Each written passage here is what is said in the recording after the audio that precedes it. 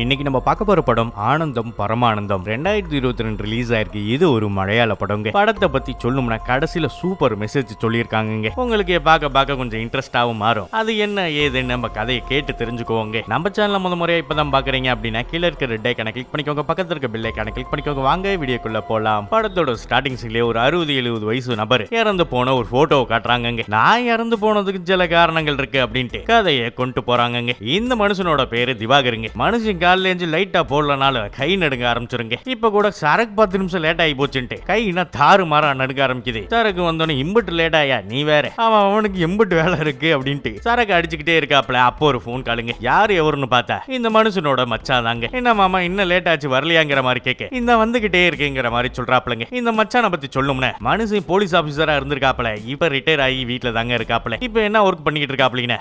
கடைக்கு வாட்ச்மேன் வேணும்னு இவரை கான்டாக்ட் பண்ணா போதுங்க. அம்புட்டு பேத்தையும் பர்ஃபெக்ட்டா அனுப்புற ஒரு ஆளுங்க. திவாகர் சரக்கு அடிச்சுட்டு வீட்டுக்கு போறாப்ல. வீட்டுல என்ன நல்ல காரியம்னு பாத்தீங்கன்னா அந்த மனுஷனோட பொண்ணுக்கு பொண்ணு பார்க்க இன்னைக்கு வந்திருக்காங்க. இப்படியாப்பட்ட வேலையை வச்சுக்கிட்டு மனுஷன் சரக்கு போட்டோன்னே தான் அடுத்த வேலையை பார்க்க முடியுதுன்னா எந்த நிலைமைன்னு பாத்துக்கோங்க. திவாகரோட பொண்ணு பேரு அனுப்பமாங்க. அந்த பொண்ணுக்கு மாப்பிளைய பார்த்தோன்னே பிடிச்சிருச்சு. மாப்பிளைக்கு பொண்ணை பார்த்தோன்னே பிடிச்சிருச்சுங்க. மாப்பிள்ளை வீட்லயும் ஒரு நல்ல நாளா பார்த்து சொல்றேங்கன்னு சொல்லிட்டு அங்க இருந்து கிளம்புறாங்க. இந்த சந்தோஷத்துல நம்பாலே மச்சான அழைச்சிட்டு சரக்கு அடிக்க தாங்க போறாப்ல. அப்படி போற வழியில தான் அவங்களோட இடமும் இருக்கு. மச்சா கிட்ட இது ஒரு 6 சென்ட் இருக்கியா, இதை வித்துதான் என் பொண்ணு கல்யாணம் பண்ணி கொடுக்கணும் அப்படின்ட்டு சொல்லிக்கிட்டே அங்க போறாங்க. அப்படியே சரக்கு அடிக்கிற இடத்துக்கு வந்துடுறாங்க. அப்பதான் மச்சாங்காரன் அங்க இருக்கிறது கோபி தானே. அவனோட சமையல் அம்புட்டு ருசியா இருக்குமே. வேலையை விட்டுட்டு இங்க வந்து சமைக்கிறானா என்னங்கிற மாதிரி கேட்க இந்த மனுஷன் ஆமாங்கிற மாதிரி சொல்றாப்லங்க. மச்சாங்காரனும் கோபி கிட்ட என்னப்பா நல்லா இருக்கே ஏது அப்படின்ட்டு நலம்னா விசாரிக்கிறாப்லங்க. அப்பதான் நல்ல மீனா நறுக்க உன் கை பக்கத்துக்கு வறுத்து எடுத்துருவாயா அப்படிங்கிற மாதிரி சொல்லி அனுப்புறாப்ல. டக்குன்னு இந்த மனுஷனும் இப்பயாச்சும் காசு கொடுத்துட்டு போவீங்களாங்கிற மாதிரி நக்கல் பண்ணேன். நான் இப்ப ரிட்டையர் ஆயிடையா கண்டிப்பா காசு தரேன் சமைச்சு எடுத்துட்டு வாங்கிற மாதிரி சொல்லி அனுப்புறாப்லங்க. அதுக்கப்புறமா எல்லாரும் சரக்கு அடிச்சுக்கிட்டு இருக்காங்க. இதே சமயத்துல அந்த சரக்கு கடையில ஒரு மனுஷன் மனசு விட்டு பயங்கரமா அழுதுகிட்டு இருக்காப்லங்க. இத பார்த்த திவாகரும் இப்பாற்பட்ட கடையில ஒரு சொட்டு கண்ணீர் விழக்கூடாதியா, என்ன பிரச்சனை ஏது பிரச்சனைங்கிற மாதிரி கேட்க அந்த மனுஷன் சில செதுக்கிறலாம் மிகப்பெரிய ஒரு கலைஞங்க. அந்த மனுஷனுக்கு வாய்ப்பு கிடைக்காம தொழிலும் சரியா போவாம கொஞ்சம் வருமானத்துக்கு என்ன பண்ண போறோம் ஏது பண்ண போறோம்ட்டு இவரோட சோகத்தெல்லாம் அவர்கிட்ட சொல்ல இது என்னையா பிரச்சனை என்னைய சிலையா செய்ய சிலைக்கு எம்புட்டியாங்கிற மாதிரி கேட்க 25,000 சொல்றாப்ல. இந்த அட்வான்ஸ் பணம் 5,000 ரூபாய், மீதி 5,000 சிலை செஞ்சதுக்கு அப்புறம் வாங்கிக்க அப்படின்ட்டு பேரம் பேசி முடிக்கிறாங்க. அந்த மனுஷனுக்கு மிகப்பெரிய சந்தோஷம். உங்களுக்கு பர்ஃபெக்ட்டா பண்ணி தரேன் அப்படின்ட்டு திவாகரையும் போட்டோ எடுத்துக்கிறாப்லங்க. திவாகருக்கு ஒரு ஃப்ரெண்ட் இருக்காப்ல. இதெல்லாம் எதுக்குடா அப்படிங்கிற மாதிரி அவரும் கலாய்க்கிறாப்ல. போட்டோவும் எடுக்கிறாங்க. அப்படியே அன்னைக்கு நைட் ஆகுது. பயங்கர போதையில ஒரு கார் வருதுங்க. அது யாரு எவருன்னு பார்த்தா இந்த மனுஷனோட பேரு கிரிங்க. வெளிநாட்டுல இருந்து தன்னோட சொந்த ஊருக்கு வந்திருக்காப்ல. வந்த உடனே சரகடிக்க தாங்க வந்திருக்காப்ல. உள்ள பார்த்தா திவாகரோட ஃப்ரெண்ட் எல்லாம் ஆட்டம் பாட்டம்ட்டு கொஞ்சம் ஜாலியா இருந்துகிட்டு இருக்கப்பதான் இவர் என்டர் ஆகுறாப்ல. அடாடா பாரு கடை நினைச்ச சொர்க்க மாதிரி இருக்கே அப்படின்ட்டு மேற்கொண்டு சரக்கு வாங்குறாப்ல. சைடிஸ் கொடுக்க நம்ம கோபி தாங்க வராப்ல. இந்த மனுஷனும் கோபியுமே சின்ன வயசுல இருந்து ஃப்ரெண்டு போல என்ன மாப்பிள்ள இங்க வேலை செய்யறியாடா, என் சொத்தே உனக்கு தாண்டா, உனக்காக எதுவும் பண்ண மாட்டேன் அப்படின்னு பணத்தை தேடிக்கிட்டு இருக்காப்ல. டக்குனு கோபியும் மாப்பிள்ள அதன வேண்டாங்கிற மாதிரி சொல்ல நாளைக்கு காலைல வீட்டுக்கு வாடா எதுவா இருந்தாலும் பேசிக்கல அப்படிங்கிற மாதிரி சொல்றாப்ல. அதுக்கப்புறமா ஆட்டம் பாட்டம் கொண்டாட்டம் சொல்லிட்டு சரக்கு அடிச்சுட்டு அவங்க வீட்டுக்கு போறாங்க. இந்த மனுஷன் வீட்டுக்கு போறாப்ல. மனுஷனால நிக்க நிதானம் இல்லைங்க. இவர் வந்ததுக்கு அப்புறம் தான் இவரோட மனைவியும் தூங்க போறது வழக்கம் தான் போலங்க. அதுவும் எத்தனை மணியா இருந்தாலும் சரி அவங்கள திட்டி பாக்குறாங்க. இந்த மனுஷன் போதையில இதுவும் புரியலங்க. டிவியும் போட்டுட்டு தூங்குறாப்ல. ஒரு கட்டத்துல மணியை பார்த்தா மணி 2-3 ஆகுதுங்க. அந்த டிவி சவுண்ட்ல பொண்ணு வெளியில வந்து டிவி ஆஃப் பண்ணிட்டு என்னப்பா இப்படி பண்றீங்கன்னு நினைச்சுக்கிட்டு அப்பாவை ஒழுங்கா தூங்க வச்சுட்டு அவங்க கிளம்புறாங்க. அப்படியே அடுத்த நாள் விடியவும் செய்து நம்ம ஆளு கோபியும் கிரியோட வீட்டுக்கு போறாப்ல. வெளில உட்கார்ந்து இருக்கிற அம்மாவும் கிரி எப்ப வந்தாலும் உனக்கு எப்படா தெரியுங்கிற மாதிரி கேட்க அவன் 7 மணிக்கு அங்கதானே வந்தான் அப்படிங்கிற மாதிரி சொல்ல அம்மாவுக்கு பயங்கர டென்ஷன் ஆயிடுதுங்க. ஏன்னா மனுஷன் 9 மணிக்கு தான் ஃபிளைட்டை விட்டு இறங்கின கணக்க அம்மா கிட்ட போய் சொல்ல அம்மாவும் அடிச்செளி போட்டு வந்தது வராதமா இப்படியாடா குடிப்பா அப்படின்ட்டு அவங்களுக்கு கால் லேஞ்சு திட்ட இந்த மனுஷனுக்கு கோவம் வந்துருதுங்க. மாப்பிள்ள அம்மா கிட்ட நான் தான் சொன்னேன் கொஞ்சம் பணம் தேவைப்படுதுறாங்கிற மாதிரி கேட்க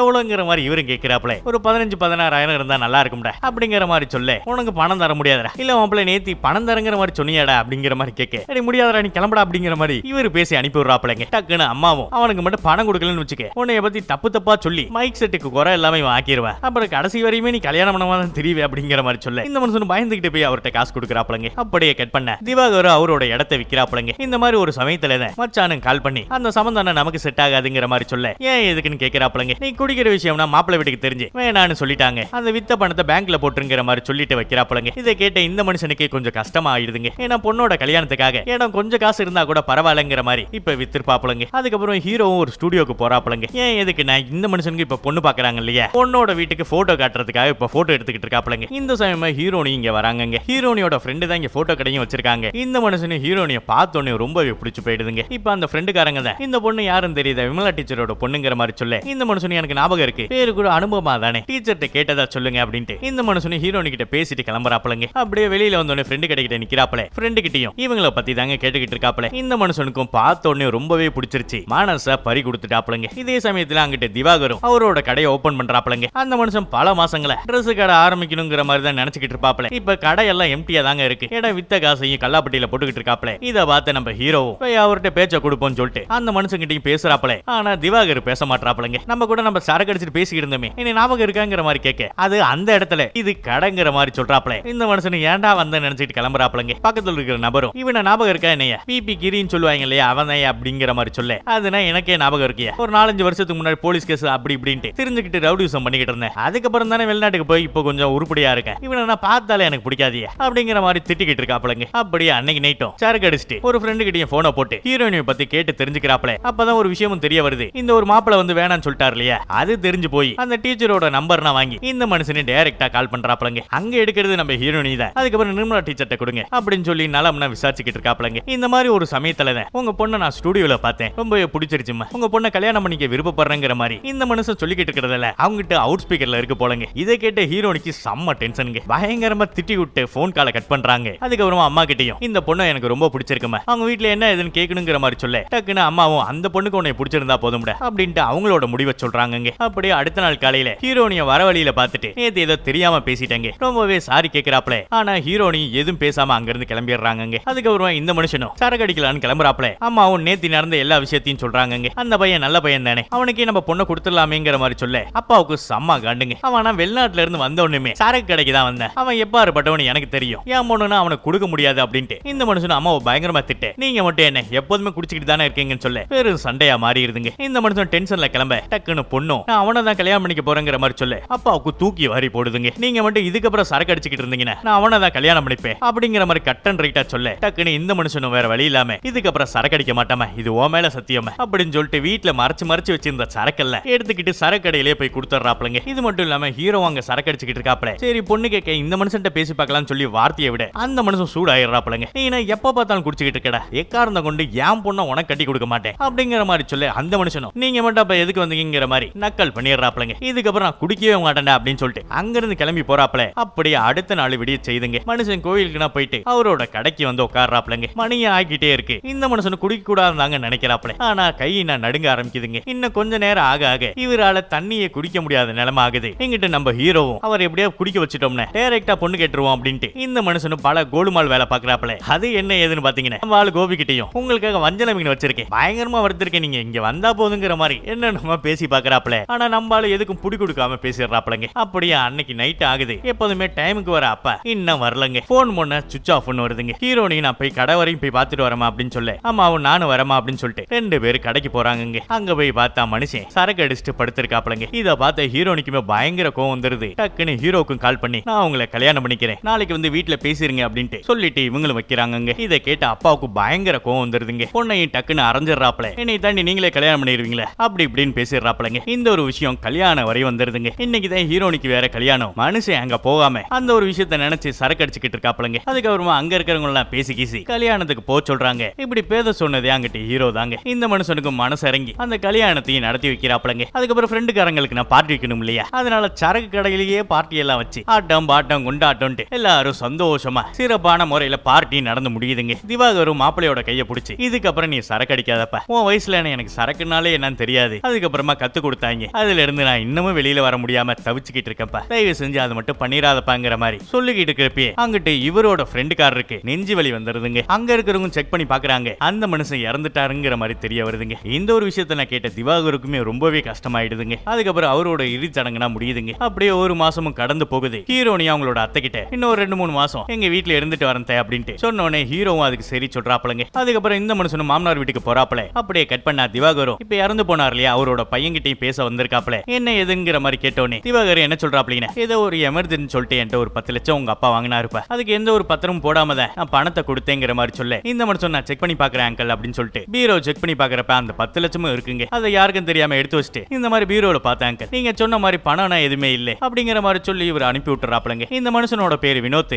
இவரு ஹீரோட ஃப்ரெண்டு தாங்க. எப்படியாப்பட்ட மனுஷன் கூட தான் நம்ம வாழ்ந்துகிட்டு இருக்கங்கிற மாதிரி இந்த ஒரு விஷயம் இருக்குங்க. இங்க வீட்லயும் எல்லாரும் உட்கார்ந்து சாப்பிட்டுட்டு இருக்காங்க. இந்த மனுஷனும் வராப்ல. மனுஷன் ரொம்ப சோகத்துல இருக்காப்லங்க. இருக்காப்லங்க. அங்க இருக்கிற மச்சான் நீங்களும் உட்காருங்க மாமா அப்படிங்கிற மாதிரி சொல்றாங்க. ஆனா இந்த மனுஷன் அப்புறமா சாப்பிட்டுக்கிறேன்னு சொல்லிட்டு கிளம்புறாப்லங்க. அதுக்கப்புறமா ஃப்ரெண்டுக்காரங்களை பார்க்க ஹீரோவும் வெளியில போறாப்லங்க. அங்க எல்லாரும் சரக்கு அடிச்சுக்கிட்டு இருக்காங்க. நீ வரியாங்கிற மாதிரி கேட்டோனே இந்த மனுஷன் முதல்ல வரலங்கிற மாதிரி தான் சொல்றாப்ல. ஆனா அதுக்கப்புறம் இவராலேயே கண்ட்ரோல் பண்ண முடியலங்க. வேற வழி இல்லாம சரக்கு அடிச்சுட்டு வீட்டுக்கு போறாப்லங்க. அங்க மனைவியும் தன்னோட கணவனுக்காக வெயிட் பண்ணிக்கிட்டு இருக்காங்க. இந்த மனுஷன் குடிச்சிருக்காரு இல்லையா, இதை பார்த்த மனைவிக்குமே ரொம்பவே கஷ்டமாயிடுதுங்க. அப்படியே அடுத்த நாள் விடிய செய்து ஹீரோ எப்போதும் போல ஜாலியா பேசுறாப்லங்க. அப்படியே வெளியில வந்து பாக்குறப்ப மாமனாருக்கு செம்ம காண்டுங்க. என்னப்பா குடிக்க மாட்டேன்னு சொல்லிட்டு வாக்கு கொடுத்து இல்லையா, ஏன்பா இப்படி பண்ணேங்கிற மாதிரி கேட்க, அப்ப நீங்க மட்டும் பண்ணலாமா என்ன, நீங்க எதுக்காக குடிக்கிறீங்கிற மாதிரி இவரு கேட்க, அந்த மனுஷன் சின்ன ஆனந்தத்துக்காகங்கிற மாதிரி சொல்ல டக்குன்னு இவரும் உங்களுக்கு ஆனந்தம் மட்டும் தான் எனக்கு பரம ஆனந்தம் அப்படின்னு சொல்லிட்டு கிளம்புறாப்லங்க. நாட்கள் போக போக மனுஷன் குடிச்சிட்டு அங்கிட்டு இங்கிட்டு உழுவுறதா வழக்கமா வச்சிருக்காப்லங்க. இந்த ஒரு விஷயத்தை நான் பார்க்க அந்த மாமனாருக்கும் மனசே ரொம்ப கஷ்டமா இருக்குங்க. இது போதாதுன்ட்டு எப்பவுமே திவாகர் லேட்டா வருவார் இல்லைங்க, அதே மாதிரி சரக்கு அடிச்சுட்டு லேட்டா வராப்ல தன்னோட பொண்ணு அவங்களோட ஹஸ்பண்டுக்காக ரொம்ப நேரமா வெயிட் பண்ணிக்கிட்டு இருக்கிற அந்த ஒரு விஷயத்தை பாக்குறாப்லங்க. மனுஷனுக்கு சொல்ல முடியாத கஷ்டங்க, நம்மளோட பொண்ணோட வாழ்க்கை நம்மளே இப்படி பண்ணிட்டோமே அப்படின்ட்டு மனசு ரொம்பவே உறுத்த ஆரம்பிச்சிருச்சுங்க. அதுக்கப்புறமா சில லெட்டர் எழுதுறாப்ல, டைரக்டா போட்டோ ஸ்டுடியோல போய் போட்டோ பிடிச்சிக்கிறாப்லங்க. அதுக்கப்புறமா கடைசியா ஃப்ரெண்டு கூட நான் பயங்கரமா சரக்கு அடிச்சுட்டு பக்கத்துலயே ஒரு ஓட மாதிரி இருக்குங்க, யாருக்கிட்டையும் சொல்லாம கெல்லாம அவரோட உயிரை அவரே மாச்சிக்கிறாப்லங்க. அதுக்கப்புறமா அவரோட இறுதி சடங்கு இந்த மாதிரி தான் பண்ணணும்னு சொல்லிட்டு ஒவ்வொரு நாளைக்கு ஒவ்வொரு லெட்டர் கொடுக்குற மாதிரி பிளான் பண்ணிட்டு தாங்க இறந்து போயிருக்காப்ல. இப்பதான் ஒரு நபர் ஒரு லெட்டரை காட்டுறாப்ல, அதுல என்ன ஏதுன்னு பார்த்தேன், உன்னை நான் என் மருமவனா பார்த்ததுல மகனாவும் பார்த்திருக்கேன், எனக்கு கொல்லி வைக்க போறது கூட நீ தான், இந்த மாதிரி மோளனா வச்சு பயங்கரமா என் இறுதி சடங்கு நடக்கணுங்கிற மாதிரி அதுல எழுதியிருக்காப்லங்க. இவரும் அதுக்கு என்ன நம்ம சிறப்பா பண்ணிடலான்ட்டு அவர் சொன்ன மாதிரி எல்லாத்தையும் நடத்துறாப்லங்க. இது மட்டும் இல்லாம நம்ம இறந்து போனதுக்கு அப்புறம் யார் யார் அழுவாங்கிற மாதிரி நம்மளோட ஆத்மா நம்ம வீட்டை சுத்தி வந்தா எப்படி இருக்குமோ அந்த மாதிரி ஒரு விஷயத்த வச்சிருக்காங்க. இத பாக்குறப்ப உடம்பு சிலுத்து போச்சுங்க. இதே சமயத்துல இன்னொரு லெட்டர் வருதுங்க. அது என்ன ஏதுன்னு பார்த்தா அவரோட இறுதி சடங்குல கொல்லி கூட மகனா இந்த மனுஷனை தாங்க வைக்க சொல்லியிருக்காப்ல. அவர் சொன்ன மாதிரியே அதுவும் நடந்து முடியுது. இதே சமயத்துல அங்க இருக்கிறவங்க என்ன சொல்றாப்லின்னா, இன்னொரு 17-18 நாளைக்கு நான்வெஜ் சரக்கு எதுவுமே தொடக்கூடாதுப்பா, அப்பதான் நீங்க பண்ணதுக்கு பலன் கிடைக்கும் அப்படிங்கிற மாதிரி சொல்ல ஹீரோக்கு தூக்கி வாரி போடுதுங்க. டக்குனு ஹீரோனியுமே நீங்க சொன்னா அவர் பண்ணுவாருங்கிற மாதிரி அவங்களுக்கு சொல்ல தூரத்துல இருந்து அப்பாவும் இந்த ஒத்த விஷயத்துக்கு தாம என் உசிரியை விட்டங்கிற மாதிரி அவரோட பார்வை இருக்குங்க. அதுக்கப்புறமா இன்னொரு லெட்டர் வருதுங்க. இது யாருன்னா மச்சானுக்குங்க. மச்சான் ஏற்கனவே 2-3 லட்சம் ரூபாய்க்கு மேல தரணும் போல, அதை ஏமாத்தாம என் வீட்டுக்கு கொடுத்துரு, மேற்கொண்டு என் மாப்பிளை எப்படியா இருந்தாலும் சரக்கு அடிக்காம இருக்க மாட்டாரு, அதனால அவர் சரக்கு அடிக்கவே கூடாதுன்ட்டு 24 மணி நேரம் செக்யூரிட்டி அலாட் பண்ணு, அது எல்லாமே உன்னோட செலவுல தான் இருக்கணுங்கிற மாதிரி இந்த மனுஷன் எழுதியிருக்காப்லங்க. இதை பார்த்து ஹீரோனி என்ன எழுதியிருக்காருங்க அப்படிங்கிற மாதிரி கேட்க, இந்த மனுஷன் அந்த கடன் விஷயத்தை நான் மறஸ்டாப்லங்க, இந்த மாதிரி செக்யூரிட்டி அலாட் பண்ண சொல்லியிருக்காரு அப்படிங்கிற மாதிரி மேலோட்டமா சொல்லிட்டு விட்டுறாப்லங்க. அதுக்கப்புறமா இவர் சொன்ன மாதிரியே செக்யூரிட்டி அலாட் பண்றாங்க. இதே சமயத்துல ஹீரோவும் வராப்ல, இதுனா அவசியமா என்னமா இதுனா வேணாங்கிற மாதிரி அந்த மனுஷன் சொல்ல ஹீரோனி அதனா வேணாங்க, நீங்க எப்ப என்ன பண்ணுவீங்களே எனக்கே தெரியாது, அப்பா சொன்ன மாதிரி ஏதாவது நடக்கணுங்கிற மாதிரி கட் அண்ட் ரைட்டா மனைவி சொல்லிடுறாங்க. அதுக்கப்புறமா எல்லா வாட்ச்மேனும் வராங்க. அந்த மச்சானும் ஒரு போருக்கு போற மாதிரி உங்களை எப்படி ட்ரெயின் அப் பண்ணுமா அந்த மாதிரி பேசிக்கிட்டு இருக்காப்லங்க. இதே சமயத்துல இந்த சிலை செய்ய சொன்னார் இல்லையா, அந்த மனுஷன் சிலை செஞ்சுட்டு வந்து வீட்டுல வைக்கிறாப்லங்க. டக்குன்னு இவரோட ஃப்ரெண்டு ஓடி போய் மாலையை வாங்கிட்டு வந்து நீங்க சொன்னதை ஜெயிக்கும்ட்டு அந்த மனுஷனும் மாலை போட்டு கை தட்டிக்கிட்டு இருக்காப்லங்க. இதை பார்த்த ஹீரோ இங்க என்னடா நடக்குதுங்கிற மாதிரி தான் அவரோட பார்வையே இருக்குங்க. அதுக்கப்புறம் ஹீரோனியுமே அப்பா இடம் வித்தார் இல்லையா, அந்த பணம் பேங்க்ல எவ்வளவு இருக்குன்னு சொல்லிட்டு பேலன்ஸ் செக் பண்றதுக்காக வந்திருக்காங்க. அங்க இருக்கிறவங்க என்ன சொல்றாங்கன்னா, பேலன்ஸ் ஒரு 3.5 லட்சம் தான் இருக்கு, அவரோட ஒய்ஃப் அழைச்சிட்டு வந்து கையெழுத்து போட்டீங்கன்னா என்னைக்கு வேணாலும் பணம் வாங்கிக்கலாங்கிற மாதிரி சொல்றாங்க. ஹீரோனுக்கு பயங்கர யோசனைங்க, மீதி பணம் யார்கிட்ட கொடுத்தாருன்னு தெரியல இல்லையா, இந்த ஒரு விஷயத்தை நான் தன்னோட ஹஸ்பண்ட் கிட்டையும் பேசிக்கிட்டு இருக்காங்க. அப்படியே கட் பண்ண அந்த திவாகரோட ஆத்மாவும் இன்னைக்கு தான் நீ சீக்கிரமா தூங்குறேன்னு நினைக்கிறேன் அப்படின்ட்டு தன்னோட மனைவி கிட்ட அந்த ஆத்மாவே சொல்ற கணக்கா இருக்குங்க. இதே சமயத்துல பயங்கரமா கத்துற சவுண்டு வேறங்க. அது யாரு எவருன்னு பார்த்தா நம்ம மச்சான் தாங்க. மனுஷனுக்கு இந்த செலவு வச்சது தெரியல போல, திடீர்னு பார்க்கும் போது பயந்து போயிடுறாப்லங்க. அதுக்கப்புறமா ஜோசியக்காரங்க வச்சு என்னென்ன அதுக்கப்புறம் பண்ணுங்கிற மாதிரி கேட்டுக்கிட்டு இருக்காங்க. அவரு என்ன சொல்றாப்லின்னா, இந்த மரணம் மனஸ்தாபத்தினால மரணமானாங்க, அதனால 1 வருஷம் வரைக்கும் சில விஷயத்தை ஃபாலோ பண்ணும் அப்படின்ட்டு அந்த ஒரு விஷயம்லாம் சொல்லிக்கிட்டு இருக்காப்லங்க. அதுக்கப்புறமா மனுஷனுக்கு சரக்கு குடிக்காம இருக்கிறது பெரிய நிலையா ஆகுதுங்க. இவரும் அந்த வீட்டெல்லாம் சுத்தி சுத்தி வராப்ல, அங்க எல்லா இடத்துலயும் ஆள் அலாட் பண்ணிருக்காங்க. மனுஷனுக்கு கையினா உதற ஆரம்பிக்குது. சரி நம்ம மாமனார் தான் வீட்டுல மறந்தாப்புல சரக்கு வச்சிருந்தாலும் வச்சிருப்பாப்ல அப்படின்ட்டு அவரோட ஒரு ரூம் லாக் பண்ணிட்டு அங்கிட்டு கிட்டுமா சரக்க தேடிக்கிட்டு இருக்காப்லங்க. இந்த ஒரு விஷயத்துல வெளியில இருந்த மாமியாவும் பாத்துறாங்க. டக்கிட்டு பொண்ணுகிட்டையும் சொல்லிடுறாங்க. அதுக்கப்புறம் வீட்டுல இருக்கிற எல்லாரும் சேர்ந்து கதவு தட்டிக்கிட்டே இருக்காங்க. மனுஷனும் ஒன்னும் தெரியாத போலயே நான் தூங்கிட்டு தானே இருக்கேன், ஏன் எழுப்பிட்டீங்கிற மாதிரி நைஸா பேச்சு கொடுத்துட்டு வெளியில வராப்லங்க. அதுக்கப்புறமா நம்ம கோபியும் அந்த சிலையை தாங்க பாத்துக்கிட்டு இருக்காப்ல. ஏன்னா அங்க இருந்த வேலையும் போயிடுச்சு. இப்ப வேலை தேடிக்கிட்டு இருக்கிற சமயத்துல ஹீரோட அம்மாவும் வந்து இன்னொரு 20 நாளைக்கு இந்த வாட்ச்மேனா வந்தாங்க இல்லையா, அவங்களுக்கு நீ தான் சாப்பாடுலாம் சமைச்சு கொடுக்கணுங்கிற மாதிரி சொல்லிடுறாங்க. அதுக்கப்புறமா ஹீரோனியுமே பணத்தை அப்பா எங்க கொடுத்திருக்காருன்னு தெரியாம அவரோட ஃப்ரெண்டு வீட்டுல வந்து விசாரிக்கிறாப்லங்க. அந்த மனுஷன் என்ன சொல்றாப்லன்னா, பேங்க்ல போறதா தான் சொல்லியிருந்தாரு, அதுக்கப்புறம் என்ன ஏதுன்னு தெரியலமாங்கிற மாதிரி அந்த மனுஷனும் சொல்லி அனுப்புறாப்லங்க. இந்த ஒரு விஷயம் இல்ல, இந்த வினோத்னு ஸ்டார்டிங் சீன்ல சொன்னோம்லங்க, அந்த மனுஷனும் வாட்ச் பண்ணிக்கிட்டு இருக்காப்லங்க. அப்படியே அன்னைக்கு நைட்டும் நம்ம கோபி எல்லாருக்கும் சமைச்சு போட்டு சாப்பிட வச்சுக்கிட்டு இருக்காப்லங்க. இதே சமயத்துல ஹீரோனியும் மாமா கிட்ட வந்து இதை இதுக்கெல்லாம் எவ்வளவு மாமா ஆகுது அப்படின்ட்டு கேட்டுக்கிட்டு இருக்கிறப்ப அந்த மனுஷன் என்ன சொல்றாப்லின்னு எல்லாத்தையும் சேர்த்து 120 130 வருமா, அதெல்லாம் பாத்துக்கலாம், நம்மளோட குடும்பத்துக்குள்ள இந்த காசு பணம்னா சும்மா தான், நீ அதை பாத்துக்கலாம் அப்படின்னு சொல்லி அனுப்பி வைக்கிறாப்ல. இந்த 2.5 லட்ச ரூபாய் இவர் கொடுக்கணும் இல்லையா, அந்த ஒரு விஷயத்தை மொத்த பேருக்கு தெரியாம மறைச்சிடறாப்லங்க. இதே சமயத்துல ஹீரோவுமே ரூம்ல குடிச்ச மாதிரி படுத்திருக்காப்ல. இந்த ஒரு விஷயத்தை பார்த்து எல்லாருக்கும் தூக்கி வாரி போடுதுங்க. அதுக்கப்புறம் அந்த டீம்ல ஒரு ஹெட்டா ஒருத்தர் இருப்பாப்ல. அவரெல்லாம் செக் பண்ணி பார்த்தோன்னே அவர் மயங்கி தான் சார் போயிருக்காரு, சரக்கு அடிக்கிற மாதிரி நினைச்சுக்கிட்டு ஏதோ டானிக்கு தான் குடிச்சிருக்காரு போலங்கிற மாதிரி அந்த மனுஷன் சொல்லி முடிக்கிறாப்லங்க. அப்படியே அடுத்த நாள் காலையில ஹீரோ விறுவிறுன்னு கிளம்பி நான் சரக்கு அடிக்க போறேங்கிற மாதிரி தன்னோட மனைவி கிட்டையும் சொல்ல, அவங்களுமே என்னை தாண்டி நீங்க போய் சரக்கு அடிச்சுங்க, இதுக்கப்புறம் என்கிட்ட பேசாதீங்கிற மாதிரி சொல்லிடுறாங்க. அந்த மனுஷனும் ஒரு நிமிஷம் தயங்கி தயங்கி நிக்கிறாப்லங்க. இதே ஒரு நேரத்துல தான் திவாகரோட இன்னொரு ஃப்ரெண்டும் கேக்கு லெட்டர் ஸ்வீட்னு சொல்லிட்டு ஒரு பார்சல் எடுத்துட்டு வந்து கொடுக்குறாப்லங்க. என்ன ஏதுன்னு பார்த்தா இன்னைக்கு தாங்க அனுக்கு பிறந்த நாளுங்க. அந்த மனுஷன் இந்த ஒரு விஷயத்தை நான் பிளான் பண்ணிட்டு தாங்க போயிருக்காப்ல. இதை பார்த்த ஹீரோக்குமே ஒரு நிமிஷம் மனசொடைஞ்சு போறாப்லங்க. அதுக்கப்புறமா அந்த ஸ்வீட்டும் தன்னோட மனைவிக்கு ரொம்ப பிடிக்கும்னு சொல்லிட்டு தான் இந்த மனுஷன் கொடுத்துட்டு போயிருப்பாருங்க. இந்த ஒரு விஷயத்தெல்லாம் தூரத்துல இருந்து அந்த ஆத்மா பாக்குற மாதிரி நமக்கு காட்டுறாங்க. இந்த ஒரு விஷயம்னா நம்மளே பாக்குறப்ப ரொம்பவே கஷ்டமா இருக்குங்க. அதுக்கப்புறமா அந்த வினோத்தை சொல்லியிருந்தோம் இல்லைங்க, அந்த மனுஷன் வீட்டுக்கு வராப்ல. என்ன ஏதுன்னு பார்த்தா திவாகர் ஒரு கடை வச்சிருந்தார் இல்லையா, அந்த கடையை எவ்வளவுன்னு சொல்லுங்க நான் வாங்கிக்கிறேன், அதுதான் இப்ப யூஸ் பண்ணாம கிடைக்க அப்படிங்கிற மாதிரி இவர் சொல்லிக்கிட்டு இருக்கிறப்ப திவாகரோட மனைவியுமே அவர் கடைசியா வாழ்ந்துட்டு போன இடம்ப்பா, அது என் பொண்ணுக்காக வச்சுட்டு போனது, எங்களுக்கு நான் அந்த கடையை விற்கிறதுக்கு மனசு வராதுப்பா, ஏதோ இப்போதைக்கு அந்த மாதிரி நான் பேச வேணாமே அப்படிங்கிற மாதிரி அவங்களும் சொல்லிடுறாங்க. அதுக்கப்புறமா இந்த வினோத்தும் நீ ஏதாச்சும் வீட்டுல பேசி பாடுற அப்படிங்கிற மாதிரி சொல்லிட்டு கிளம்புறாப்ல. அப்பதான் நான் இந்த ஒரு விஷயத்த பண்ணும்னு எனக்கு நைட்டு சரக்கு வாங்கி கொடுத்துரு அப்படிங்கிற மாதிரி இவரும் சொல்ல, அந்த வினோத் என்ன நினைக்கிறாப்லின்னு இவனை வச்சுதான் அந்த கடையை நம்ம எழுதி வாங்க முடியும்ட்டு சரின்னு சொல்லிட்டு கிளம்புறாப்லங்க. அதுக்கப்புறம் மாமாவும் கோபி கிட்ட என்ன சொல்றாப்லின்னு, நானும் சரக்கு அடிக்காம ஒரு மாதிரி இருக்குடா, நீ கடத்தூருக்கு போயிட்டு வரப்ப சரக்கு வாங்கிட்டு வந்துரு, இந்த ஒரு விஷயம் வீட்டுக்குள்ள இருக்கிறவங்க யாருக்கும் தெரியக்கூடாது, நீ போன் பண்ணா நான் வெளில வந்துருவேங்கிற மாதிரி அந்த மனுஷனும் கோபி கிட்ட சொல்லி அனுப்பி வைக்கிறாப்லங்க. இங்க ஹீரோவும் சரக்கு அடிக்க போலான்ட்டு காசை திருட்டுத்தனமா எடுத்துறாப்லங்க. இதே சமயத்துல மாமியாரும் கூப்பிடுறாங்க. என்ன ஏதுன்னு கேட்டா அவங்களுமே மாப்பிள்ளை கிட்ட என்ன சொல்றாங்கன்னா, நானும் கல்யாணம் பண்ணதுல இருந்து இன்ன வரைக்குமே அவர் கஷ்டத்தை தான் எனக்கு கொடுத்துட்டு போனாரு, இந்த ஒரு விஷயம் என் பொண்ணுக்கு நடந்துடக்கூடாதுப்பா அப்படின்னு ரொம்ப உருக்கமா பேச அந்த மனுஷனுக்குமே கொஞ்சம் மனசு இறங்கிருதுங்க. அவர் மனசுல சரக்கு அடிக்க கூடாதுன்னு நினைச்சா கூட அந்த ஞாபகங்கள்லாம் வந்து போகுதுங்க. இதே சமயத்துல கோபி கிட்ட மாமாவும் சரக்கு எடுத்துக்கிட்டு மாட்டுக்கொட்டாக்கு பக்கத்துல வந்துரு, நானும் யாருக்கு தெரியாம அங்க வந்துடுறேங்கிற மாதிரி கோபி கிட்ட சொல்லிக்கிட்டு இருக்கிறதுல நம்ம ஹீரோவும் கவனிச்சிடறாப்லங்க. அந்த மாமாவும் அங்க போக அவருக்கு முன்னாடியே நம்ம ஹீரோ வந்துடுறாப்லங்க. மாமா என்னை விட்டு எங்க மாமா இங்க நிக்க அப்படின்னு கேட்க, சும்மா வந்தப்பா அப்படின்னு சொல்லி சமாளிக்கிறாப்ல. இந்த சமயமா கோபி எடுத்துக்கிட்டு வந்துட்டு இருக்காப்ல. டக்குன்னு இந்த மாமா தான் வீட்டுல இருக்கவங்கள கூப்பிட்டு மாப்பிள தாம சரக்கு வாங்கிட்டு வர சொல்லியிருக்காரு போல,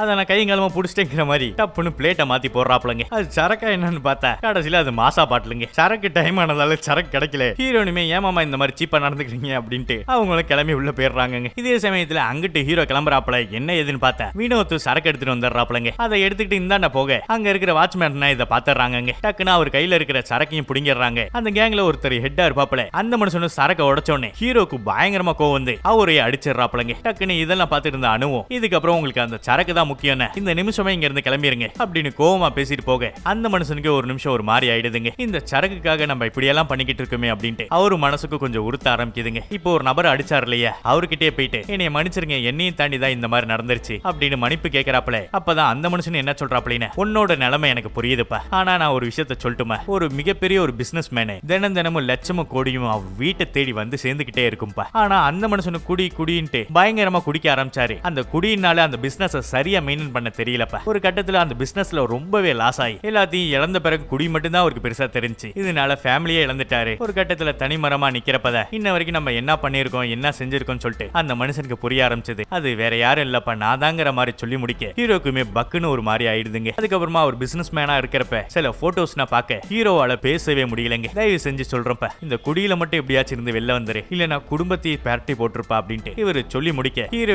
ஒரு நிமிஷம் கண் கலங்கிடுறாப்லங்க. அப்படி அடுத்த நாள் காலையில ஹீரோ தூங்கிட்டு இருக்கிறப்ப பக்கத்துல இருக்கிற வாட்ச் அலாரம் அடிக்கும் இல்லங்க, அந்த மாதிரி அடிச்சுக்கிட்டு இருக்க இவருக்கு எரிச்சல் ஆகுதுங்க. முதல்ல அதை ஆஃப் பண்ணணும்னு சொல்லிட்டு அங்க போக அந்த அலாரத்துக்குள்ள இந்த மாமனாரு சரக்கு வச்சிருக்காப்லங்க. இந்த ஒரு விஷயத்த பார்த்தோன்னே அந்த மனுஷன் குஷி ஆயிடுறாப்லங்க. மிகப்பெரிய சந்தோஷம். சரக்கு போய் பாத்ரூம்ல அடிச்சிடலான்ட்டு அங்க போனோடனே ஐயோ நம்ம தண்ணி எடுக்க மறந்துட்டோமேன்ட்டு இந்த சரக்கை ஒரு பைப்புக்குள்ள வச்சு மூடிட்டு தண்ணி எடுத்துட்டு வராப்லங்க. மனுஷன் இப்ப பைப்புக்குள்ள வச்சார் இல்லையா, அந்த சரக்கு கொஞ்சம் உள்ளடக்க போயிடுது போலங்க. இந்த மனுஷனும் முழு கையை விட்டு எடுக்க பாக்குறாப்ல. சரக்கு கையில மாட்டிக்குதுங்க. கையை எடுக்கலான்னு பாக்குறப்ப பைப்புல கை மாட்டிக்குதுங்க. இந்த மனுஷனு காதறி கத்துறாப்ல. வெளியில இருந்த ஆளுங்களும் கதை உடைச்சிட்டு உள்ள வர இப்படியோ பல சிரமத்துக்கு அப்புறம் அந்த பைப்பையை உடைச்சு கையை பத்திரமா வெளியில எடுக்கிறாங்க. அதுக்கப்புறம் நாட்கள் நகர்ந்து போகுது. இப்ப ஹீரோ சரக்கு அடிக்கணுங்கிற ஒரு நினைப்புல இருந்து வெளில வந்துட்டாருங்க. அதுக்கப்புறமா நல்லபடியா இந்த 18 நாளும் முடியுதுங்க. அந்த சடங்கு சம்பிரதாயனா இருக்கும் இல்லையா, அதுக்கான வேலைகள் பாத்துக்கிட்டு இருக்காங்க. இப்ப குடும்பத்துக்குள்ள எந்த ஒரு சண்டை சச்சரவும் இல்லாம கொஞ்சம் சந்தோஷமா போகுதுங்க. இந்த மாதிரி ஒரு சமயத்துல தான் தன்னோட புருஷன் இவ்வளவு கஷ்டப்படுறாருன்னு சொல்லிட்டு பீரோக்குள்ள சரக்க வச்சிடறாங்க. இந்த மனுஷன் ட்ரெஸ் எடுக்க வந்தவரு ட்ரெஸ் எல்லாம் சேஞ்ச் பண்ணிட்டு வெளில போறாப்ல. ஹீரோனி என்ன நினைப்புன அங்க சரக்கு சரக்கு இருந்திருந்தா கூட என் புருஷன் எடுக்க மாட்டாருங்கிற ஒரு நினைப்புல தான் வச்சிருப்பாங்க. ஆனா அங்க போய் சரக்கு பார்த்தா சரக்கு பாட்டில் இல்லங்க. ஹீரோனிக்குமே ரொம்பவே கஷ்டமாயிடுது. இந்த மாதிரி ஒரு சமயத்துல தான் திருப்பி ஒரு லெட்டர் வருதுங்க. அந்த லெட்டர் என்ன ஏதுன்னு பார்த்தா நம்ம இடத்து வித்த பணம் அந்த வினோத் கிட்ட தான் இருக்கு. அவங்களோட அப்பா ஒரு எமர்ஜென்சின்னு வாங்கிட்டு போனாரு. அதுக்கான எவிடன்ஸ் என்கிட்ட இல்ல. ஆனா நான் போய் பணம் கேட்கிறப்ப அந்த பையன் இல்லன்னு சொல்லிட்டேன். ஆனா இந்த ஒரு விஷயம் ரொம்பவே சந்தேகமா இருக்குங்கிற மாதிரி தான் எழுதியிருக்காப்ல. இத பாக்குற ஹீரோக்கு ஒரு வகையா புரிஞ்சிருதுங்க. அந்த காசை வச்சுதான் இந்த கடையை வாங்கணும் முடிவு பண்ணானோ என்னமோ அப்படின்ட்டு அந்த வினோத்தையும் அடிச்சு விசாரிக்கிறப்ப மனுஷன் பணத்தை வந்து கொடுத்துறாப்லங்க. அந்த பணத்தை நான் எடுத்துட்டு போய் தன்னோட மாமியார் கிட்டையும் கொடுத்துட்டு வெளியில கொஞ்சம் வேலையா இருக்குன்னு சொல்லிட்டு அங்க இருந்து கிளம்புறாப்ல. இதே சமயத்துல கோபியுமே உங்க அப்பா இந்த நாள்ல தாம இந்த லெட்டரை உங்ககிட்ட கொடுக்க சொன்னாரு, அதுவும் யாருக்கும் தெரியக்கூடாதுன்னு சொல்லி கொடுத்தாரு அப்படின்ட்டு இவர் ஒரு லெட்டரை கொடுத்துட்டு கிளம்புறாப்ல. ஹீரோனி படிக்க ஆரம்பிக்கிறாங்க. என்ன ஏதுன்னு பார்த்தா இந்த 17-18 நாளுக்குள்ளேயே அவன் முழுசா மாறி இருக்கணுமா, என்னாலதான் இந்த வாழ்க்கை உனக்கு கிடைச்சதுன்னு எனக்கு தெரியுமா, அதுக்கப்புறமா அவன் திருந்தாம இருந்தா கூட அவனை விட்டு வேற ஒரு நல்லபடியா இருக்கிறவனை கல்யாணம் பண்ணிக்காம அப்படிங்கிற மாதிரி எழுதியிருக்காப்ல. இந்த ஒரு விஷயத்தை படிச்ச ஹீரோனிக்குமே ரொம்பவே கஷ்டமா இருக்கு. இதே சமயத்துல இந்த போட்டோ ஸ்டுடியோ அக்கா இருக்கும் இல்லையா, அவங்களும் போன் பண்ணி இரு பசங்க கூட சரக்கடிக்க தான் போறானா என்னன்னு தெரியல, நீ போன் பண்ணி கேளுப்பா அப்படிங்கிற மாதிரி சொல்லிட்டு வைக்கிறாங்க. இதை கேட்கிற ஹீரோனிக்கும் பயங்கர கோவங்க. இதுக்கப்புறம் இவங்க கூட வாழ்றதுல எந்த ஒரு பலனுமே கிடையாது அப்படின்ட்டு அவர் ஒரு லக்கேஜனை எடுத்துக்கிட்டு இந்த சரக்கடைக்கே போறாங்க. அந்த மனுஷன் ஃப்ரெண்டுக்குள்ள ஆட்டம் பாட்டம் கொண்டாட்டம் இருக்காப்ல. இந்த லெட்டரையும் கொடுத்துட்டு இதுக்கப்புறம் நம்ம 2 பேர் சேர்ந்து வாழ்றதுல எந்த ஒரு அர்த்தமும் கிடையாது, நம்ம விவாகரத்து பண்ணிக்கலாங்கிற மாதிரி சொல்ல டக்குன்னு இந்த மனுஷனுக்கு வந்த ஒரு லெட்டரை ஹீரோனி கிட்ட கொடுக்குறாப்லங்க. திவாகர் என்ன எழுதியிருப்பாருன்னா இதுக்கப்புறம் நீ குடிக்க கூடாதுப்பா அப்படின்னு ரொம்ப உருக்கமா எழுதின லெட்டருங்க அது. இதெல்லாம் ஹீரோனியும் படிக்கிறாங்க. ஹீரோவும் என்ன சொல்றாப்லைனா நான் இப்ப கூட சரக்குனா அடிக்கல சும்மா தான் வந்தேன் அப்படிங்கிற மாதிரி சொல்ல அந்த பீரோல இருந்த சரக்குங்கிற மாதிரி கேட்க இந்த பேர் அவர்கிட்ட தான் கொடுத்துங்கிற மாதிரி சொல்ல ஹீரோனியும் நம்புறாங்க. இவரு என்ன சொல்றாப்லைனா நான் இந்த குடிப்பழக்கத்தை விட்டேன் நம்படி அப்படின்ட்டு இந்த மனுஷன் சொல்லி நல்ல மெசேஜோட இந்த படம் முடியுதுங்க. இந்த படம் எப்படி இருக்குன்னு சொல்லிட்டு கீழே இருக்கிற கமெண்ட் பாக்ஸ்ல மறந்துடாம கமெண்ட் பண்ணுங்க. இந்த வீடியோ இதோட முடிச்சுக்கிறேன். அடுத்த ஒரு வீடியோ ஒரு நல்ல கதை களத்தோட சந்திப்போம். Bye bye.